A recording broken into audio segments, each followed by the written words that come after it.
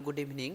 आज हम लोग देखेंगे 8 क्लास किशोरावस्था की और का कुछ ऑब्जेक्टिव क्वेश्चन जो मुख्य रूप से बहुत सारे एग्जाम जैसे उत्पाद सिपाही, जेएसएससी, एसएससी, एमटीएस, सीएचएसएल आदि एग्जामों में पूछे जाते हैं।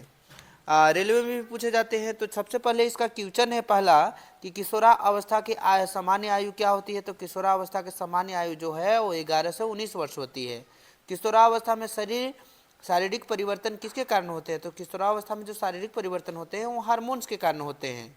हार्मोन्स यानी कि आगे देखिए, लड़कों में दाढ़ी मूछ आना, लड़कों में दाढ़ी मूछ आने का मुख्य कारण जो है वो टेस्टोस्टेरोन हार्मोन है। क्या कारण है? Testosterone hormone.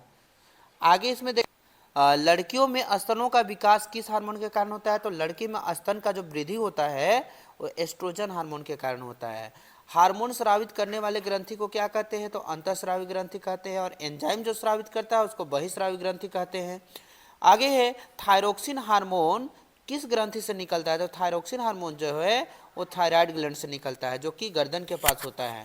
आगे है आयोडीन की कमी से कौन सा रोग होता है। तो आयोडीन की कमी से घेंगा रोग होता है। आयोडीन की कमी से क्या रोग होता है? घेंगा रोग होता है।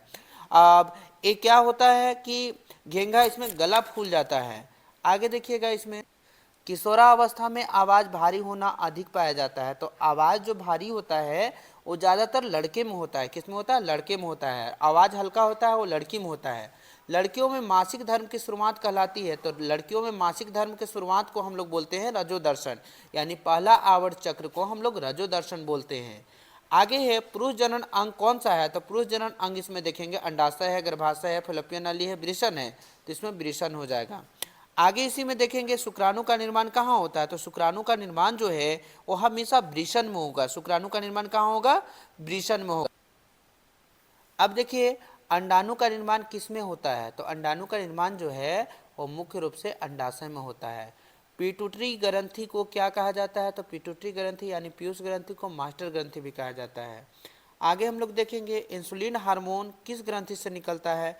तो इंसुलिन हार्मोन किस ग्रंथि से निकलता है। तो ये आपका अग्नाशय से निकलता है। इंसुलिन की कमी से कौन सा रोग होता है। तो इंसुलिन की कमी से मधुमेह रोग होता है, यानी चिनिया बीमारी, जिसको हम लोग डायबिटीज भी बोलते हैं। आगे देखेंगे इसमें कि किशोरावस्था में त्वचा पर मुहासे क्यों होते हैं। तो किशोरावस्था में त्वचा पर मुहासे हार्मोनल परिवर्तन के कारण होते हैं, यानी बहुत सारा से हार्मोन परिवर्तित होता है। लड़कों में किशोरावस्था में हार्मोन निकलता है, लड़कियों में किशोरावस्था में हार्मोन निकलता है और अलग अलग प्रकार के हार्मोन निकलता है जिसके चलते मुहासा आता है।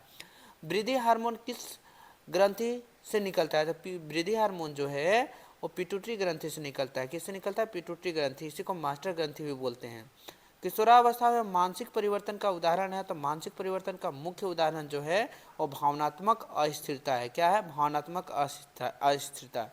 अगला है संतुलित आहार में सम्मिलित होता है। संतुलित आहार में क्या सम्मिलित होता है।